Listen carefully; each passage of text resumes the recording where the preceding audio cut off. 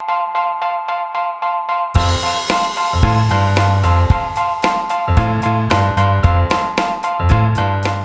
everyone, Ted from Orange County again, and we got another video, and we're gonna do some reveals and see what's going on with ShopGoodwill, and hopefully time to come you're gonna see other videos from all the other Goodwills across the nation, and let's get into it. All right, we have a very old Monopoly game. Let's see here. So we have the board. I guess that hasn't changed. You know, the board hasn't changed. Here's what I thought was cool. These are like, because the Monopoly that I played had metal pieces with like a horse and the car and all that stuff. Right there. Those are all wood pieces that you use for this one. So one of the very first Monopoly games there. Pretty cool. You got your dice, you got the houses and the hotels. So if you've ever read Rich Dad Poor Dad, this is how you get rich. Houses, 4 houses, hotel. That's how you get rich, all right? You have your manual, you have your chance and community chest right here. Moving right along. Oh, the year on this one. Yeah, that's okay. 1954, I think, was the year on this one. All right. So they came out with these new figures. Well, they're not so new. They came out in the 2000s. These are called Marvel Legends.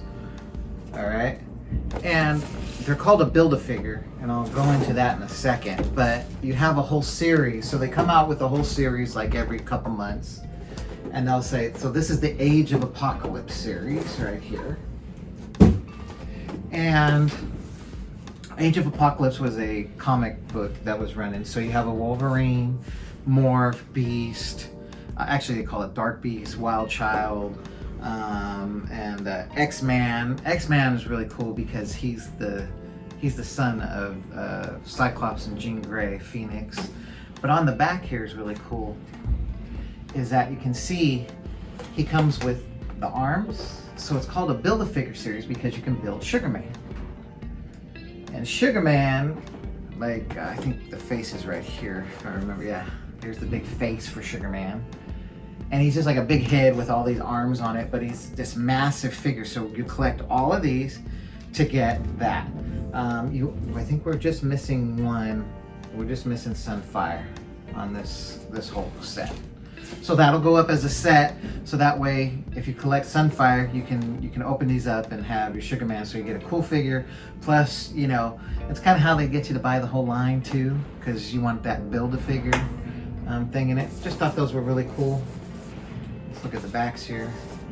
It also tells you a little bit about Jean Grey, you know, Wild Child, X-Man. Gives you a little bio on those. Those are really cool. Moving right along. All right, so this is an old Corgi. Corgi did a lot of toys back then. They mostly did like cars and die-cast stuff. But this looks like it's a play. It has these little plastic things with these little plastic buttons on it. And you whip it out so the cars could play on this. So it's like a whole thing where you can, you know, so the cars would go here and all of that, and they go inside here and stuff like that. Then you could put your cars back in there and then fold it all back up. But there you go. It goes like that. Superman, Corgi. Let me see the year on this. 1979. Oh, look at this. That is an old projector. Wow, look at the cord on that. The cord. Oh, wow. A Univex 8mm projector. Look at the age on that sucker. I wonder, I'm gonna try to date this. If it has a date, I must look for the date first before I try to date it myself. Because then you're gonna say in the comment, oh, you're wrong. That's okay. I don't see a date, so I'm going to say 1930s, 40s. Wow, it has the, so on and off for the lamp and for the motor. So the lamp would turn on here, project, and then you'd have two wheels going right there, and you'd have your own little projector at home. I don't know if we'd plug this in, to tell you the truth, to try it, because it's kind of frailed right here. Man, this would look great on like a mantle, you know, just sitting there, and a nice conversation piece when you're having a dinner party. Moving right along, what do we got here? All right, guys, so we have, this would be a great picture. We have Wile E. Coyote, Pink Panther, and Bugs Bunny is over here. They got their tags. They stand up kind of by themselves a little bit. They're like really solid. So they were asking me, oh, do you win this at a carnival? I think they're higher end than that, to tell you the truth. But I just thought that they were really cool. And I'm guessing they're about 3 or 4 feet tall piece. Let me see if I can't get them all together here. I'm trying. So now you got them all in their splendor. And I don't know, Carina said it creeped her out, but I like them. They got their tags, and they're looking pretty clean. So check these out, right?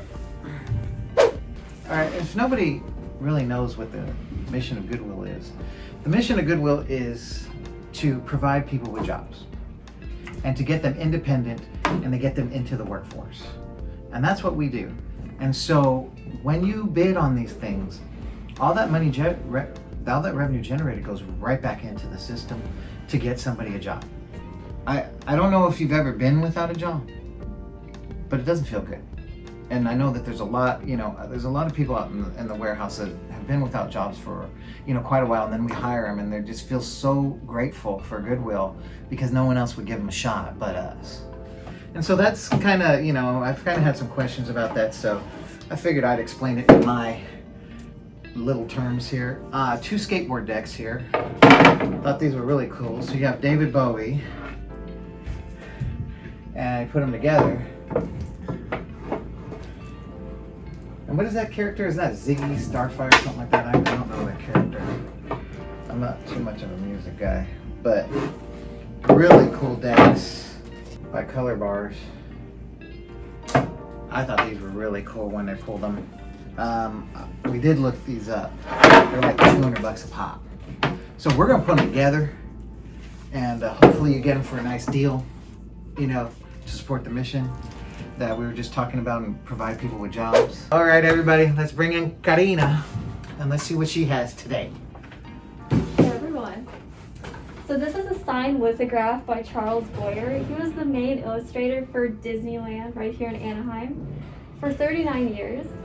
And we have his signature and the number of the lithograph here in the corner.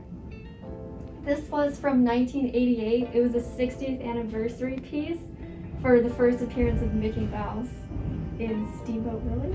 Yep, Steamboat Willie. Steamboat Willie. I don't see Steamboat Willie. There it is. Yeah. So here we have a Hummel figurine. We get these pretty often, don't we? We've gotten a lot. This one is dated 1955. We've gotten a lot that are a lot older, like from the 30s. This one is in really good condition. No chips, no cracks, no crazing. It's held up pretty well. It has little German words. He's looking at his Rezept. And we of course have the Hummel marking on the back here. And on the bottom, the Goebel marking and the date. So we found this really nice paperweight. It's made of art glass and it's by Orient and Flume. It has their etching on the bottom along with the date, 1979. These pieces go for between probably 50 and 200. And again, it's in really good condition. The only thing is one small scratch on the top here, but definitely no chips or it has a spider on it, huh? Mm-hmm. Wow. That's beautiful. Yeah, it's a really nice piece. Yeah. So this is what we do with the nice watches that we get. These are all brand name watches. We have Guess, Fossil, Seiko, Bulova. Anything that comes in that's like a nice designer or just a quality watch brand, we go ahead and put them together like this and they'll be sold all together. These are like our mid-range collection because the watches that are really nice get sold separately, of course, or the watches that don't have brands or they have broken pieces go into our watch boxes, which are grab boxes the same like our necklaces and bracelets that fill up a 10 by 8 by 6 box. But these ones we put aside because they were in nice condition and they're good brands. And it's This a is the mix calculator of, watch, the whole calculator yeah, watch. this is a cool one. It's a mix of vintage and modern. I had one of those when I was. Really? And then the math teacher borrowed them from Oh. wouldn't let us Yeah, let us this have is them a anymore. Casio data bank. Just that by itself is a good value. Yeah. And then we have a lot of other nice pieces here as well. This one's really nice. Yeah. I want to give a shout out to Beatrice, one of our assistant managers. I was in her store a few weeks ago, and she did mention to me that they had sent in a lot of really nice jewelry, but I'm just going to be honest, I wasn't expecting anything like this. They really blew me away with this piece. This is a solid 18 karat gold Baume and Mercier watch. It has 22 diamonds surrounding the dial, and I think they're about 0.1 carats per diamond. Every number is another tiny diamond. To find a watch like this that even the band is solid 18 karat gold Oh my God. is just amazing. Usually just the case is the gold part and then the strap is This gold one got plated. some weight, ladies. This one has This some weight. is 48.6 grams. Woo! Yeah. Woo-wee. So yeah, that is a heavy piece, and obviously the watch, you know, the bezel and the inner mechanics are going to add to that weight, but they're not adding that much. Like, most of the weight is just coming off this strap that's so heavy. It's definitely a vintage piece. What year would you say? What decade? Maybe like 50s, 60s? I'm thinking 50s or 60s. Mid-century. Yeah, that's what I'm thinking. The only flaw in this is that the clasp is a little bit bent out of shape, so it doesn't want to close all the way. It's a really easy fix, but I don't want to do it here. Whoever buys it can take it to A nice watch repair. Yeah. who can do it perfectly. And of course we have the markings on the strap and on the case for 18K and 750, and of course we ran it through our gold machine and verified that it is what it is. That is gorgeous. Mm-hmm. This is another piece we were really excited to find this week because this is by David Yurman. We do not get his pieces very often. The last time we got one was maybe 2 months ago. We recognized it, of course, by his DY initials, and there's a much tinier marking that clearly shows his initials and maker mark.